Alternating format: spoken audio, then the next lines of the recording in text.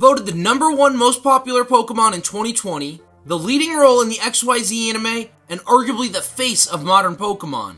So then, just how's it possible that Greninja fell off? The story of the iconic Ninja Frog is a bit of a long one. It's a story with some very high highs and some very low lows. To understand just what exactly happened to Greninja, we have to start at the very beginning. The year is 2013 and the Pokemon Company has just dropped a huge announcement. Finally, Pokemon was making the jump to 3D with the release of Pokemon X and Y later that year. Now, the hype behind the Gen 6 games was unmatched. The Pokemon Company spoiled us with exciting trailers consisting of new Pokemon, 3D gameplay, and of course, Mega Evolutions. Something interesting to note here is that when the first forms of the starter Pokemon initially hit the World Wide Web, Froakie was pretty much unanimously the least favorite. I know I, for one, was a Fennekin fan, but that all changed when their final evolutions got revealed to us. Alright, so fast forward to the release of X and Y, and pretty much everyone chose Froakie as their starter, and rightfully so. Beyond just having objectively the best design of all the starters, Greninja had the best typing, stats, and move pool for a Kalos playthrough. I mean, just look at Champion Diantha's team. There really isn't anything on here that lives a combination of Dark Pulse, Surf, and Ice Beam. Plus, that's not even to mention Greninja's new signature move, Water Shuriken, which had priority and the chance to hit the opponent 5 different times. Alright, so yeah, that was all good and well. But then later on we learned about Greninja's new totally broken hidden ability, Protean. This ability was pretty cracked as it let Greninja be a total chameleon Pokemon, switching its typings at will. This new ability skyrocketed his usage in competitive as no one was ever really sure what Greninja would do. Greninja's versatility with his new hidden ability once again helped boost his popularity, but that was just the beginning.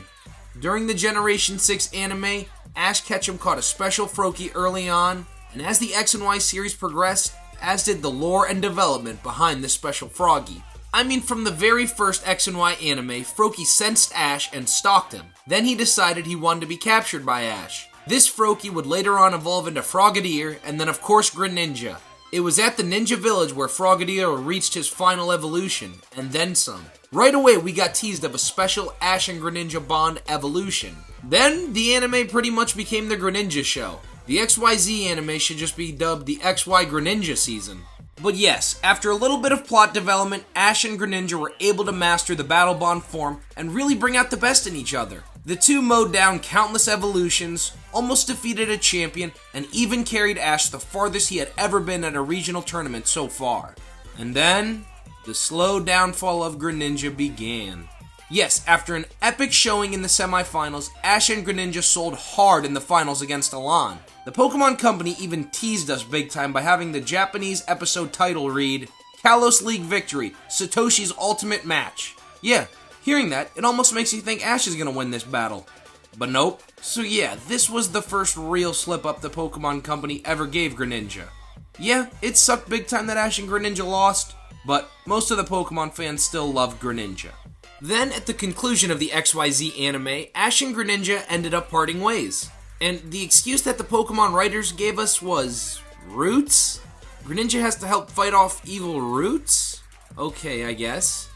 Alright, so that was pretty much it for Generation 6 for Greninja. It was a roller coaster, but overall, Greninja was pretty well loved by most of the fan base. Then, in Generation 7, the Ash-Greninja form finally made its way over to the mainline games. The Pokemon Sun and Moon demo allowed us to use a special Greninja. We got a nice little taste of what the Alola region would have in store for us by exploring an island and getting to see new Pokemon. To activate the Ash-Greninja Battle Bond form, all we had to do is KO one opponent's Pokemon, and then Greninja would transform. Now, beyond just the really cool cosmetics, this form skyrocketed Greninja's stats. That, and it would also make Greninja's Water Shuriken always hit 3 times. It should come as no surprise that once the full Gen 7 games released, Greninja in his new Battle Bond form was totally OP, both in games and in competitive. Yup, just like that, Greninja was back on top of the Pokemon world. Then came the dark times. Flash forward to E3 2019. The Pokemon fandom was thrilled to learn more about the upcoming Generation 9 games Pokemon Sword and Shield. But instead of that new gen hype, there was controversy. For the first time ever, not every Pokemon would be in these new games. Yup, some of our longest friends would not be able to make the jump over to the Switch. Terrible. Just terrible.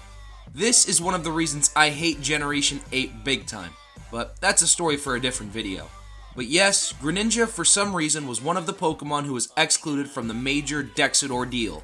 Alright, whatever, let's move back to the anime. Pokemon Journeys was the new big series that had Ash traveling around the whole world. He reunited with old traveling companions, traversed through 8 regions, and even battled with some of his older Pokemon. The whole fanbase was ready for the inevitable reunion between Ash and his Greninja. Then that day ultimately came. Yes, Ash and Lucario were headed back to the Kalos region to learn from Greninja. And yeah, overall that episode was pretty solid. Definitely one of the better ones from the entire Journeys anime. Although, for some odd reason, Greninja's Battle Bond form never activated. Plus, it wasn't even shown to us in a flashback picture from the Kalos League Finals. We as a fanbase all thought this was intentional. The writers were teasing us. A few episodes later, we learned that Alon would be returning for the Masters 8 tournament. Aha! Yes, of course, it was all beginning to add up. They bring back Alon and hide the Battle Bond form so that Ash and Greninja could avenge their Kalos League loss. Yes, Pokemon was finally going to make up for its biggest failure ever. I mean, why else would Alon be brought back into the anime? Yup, that's exactly what we were all thinking at the time. It really made a lot of sense when you think about it, but that didn't happen. There was no rematch, and we never even saw Ash-Greninja again. Instead, Ash fought Steven Stone, one of the regional champions Ash had the least amount of connection to. But whatever. Okay, so that was pretty much it for Generation 8. It was rough on the Ninja Frog.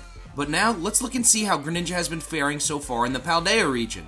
The release of the Scarlet and Violet games finally allowed Greninja to be back in the main series games after missing an entire generation. Okay, awesome. Things began looking up for Greninja. That was until players began transferring their Greninja from Pokemon Home into the Paldea games. First off, let's discuss what happened to Protean. The move used to change the typing of the user after each different move. So if Greninja used Ice Beam on turn 1, he would become an Ice type. Then on the next turn, if Greninja used the Water type move, it would change from an Ice type to a pure Water type. But now in Generation 9, Protean only changes the user's type once, based on the first move used by the user. If Greninja used a Poison type move his first turn of battle, he would stay a Poison type. But this was not the worst. Oh no. The Pokemon Company completely dropped the ball with his other ability, Battle Bond.